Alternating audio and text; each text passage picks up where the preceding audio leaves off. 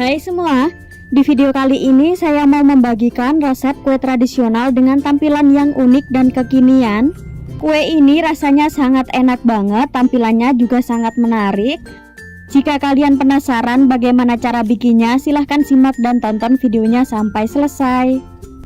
Langkah pertama, siapkan 350 gram ubi jalar, kemudian ini akan saya rebus terlebih dahulu. Setelah ubinya sudah empuk, kemudian ini akan saya haluskan ya. Jika mau lebih cepat, kalian juga boleh menggunakan blender.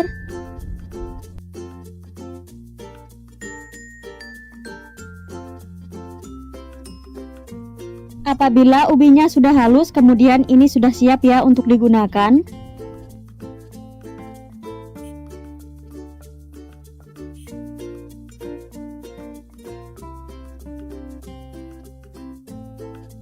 Kemudian tambahkan dengan gula pasir sebanyak 150 gram.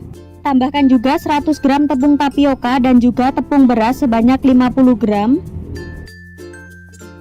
Lanjut tambahkan dengan secukupnya vanila cair dan juga seperempat sendok teh garam. Kemudian semua bahan ini akan saya aduk-aduk terlebih dahulu. Lanjut tambahkan dengan 400 ml santan. Ini santannya saya dapat dari 65 ml santan instan yang dicampur dengan air. Untuk santannya ini dimasukkan secara bertahap ya, sambil terus diaduk.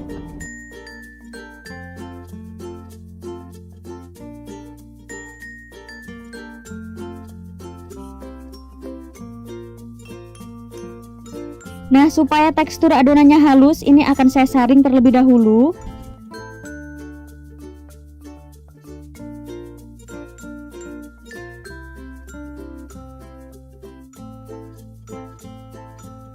Terakhir masukkan secukupnya pewarna makanan. Di sini saya pakai 3-4 tetes pewarna kuning. Jika sudah, kemudian ini adonannya akan saya sisihkan terlebih dahulu. Lanjut siapkan wadah, masukkan 50 gram tepung beras. Masukkan juga 50 gram tepung tapioka. Kemudian tambahkan dengan 90 gram gula pasir dan juga seperempat sendok teh garam. Supaya lebih enak, tambahkan juga secukupnya vanila cair dan juga ini saya pakai pewarna putih ya teman-teman. Saya pakai sekitar seperempat sendok teh. Jika kalian tidak punya pewarna putih, ini bisa di skip penggunaannya. Terakhir masukkan 400 ml santan. Ini santannya saya dapat dari 65 ml santan instan yang dicampur dengan air. Nah, untuk santannya ini dimasukkan secara bertahap.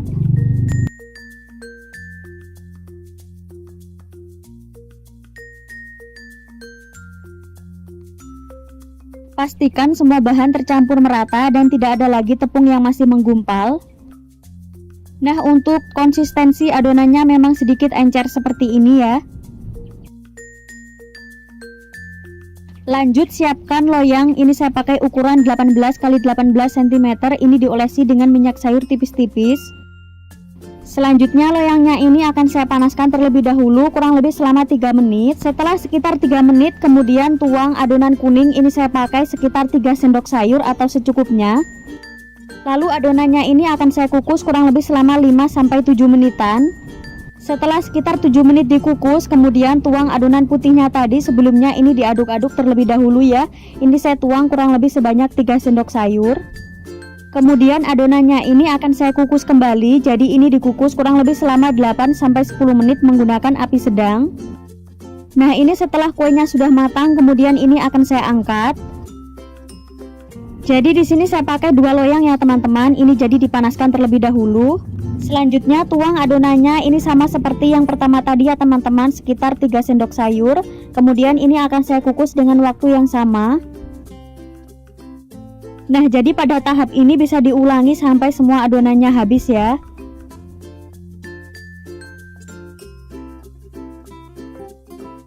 Setelah kuenya sudah agak dingin atau hangat, kemudian ini bisa dikeluarkan dari loyangnya. Jadi ini bisa disisir terlebih dahulu ya untuk kuenya. Untuk cara mengeluarkannya boleh dibantu menggunakan tangan seperti ini ya, supaya lebih mudah.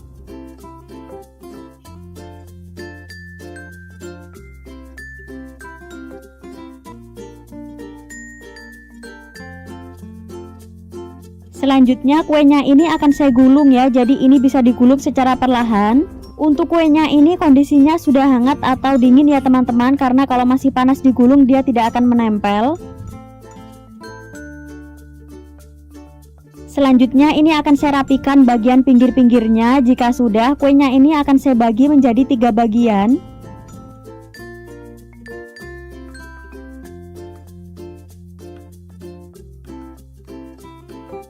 Supaya lebih enak, kuenya ini akan saya balurkan ke dalam kelapa ya. Jadi kelapanya ini saya pakai kelapa kering karena kebetulan tidak punya stok kelapa yang masih segar.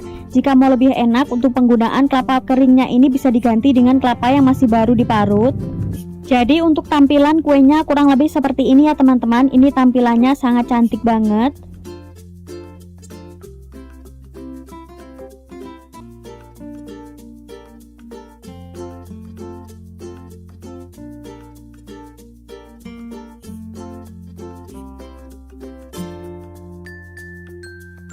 Jadi pada tahap ini bisa kita ulangi sampai selesai.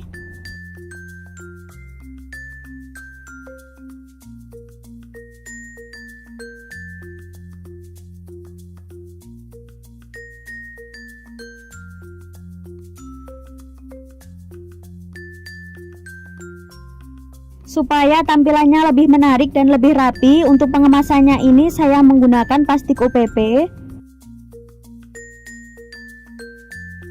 Oh iya, untuk satu resep tadi menghasilkan sekitar 18 kue.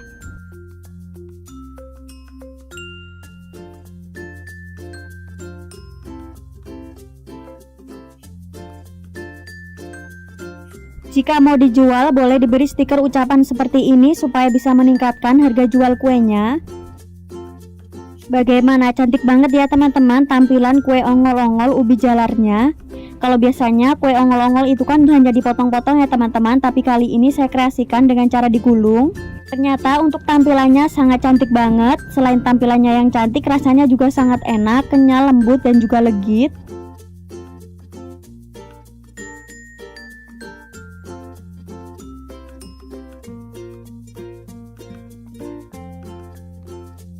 Jika mau dijual, untuk harganya ini bisa disesuaikan dengan harga bahan di daerah kalian masing-masing. Bagaimana, sangat mudah banget ya cara bikinnya. Jadi silahkan dicoba ya resepnya. Sekian dulu ya teman-teman, selamat mencoba, terima kasih.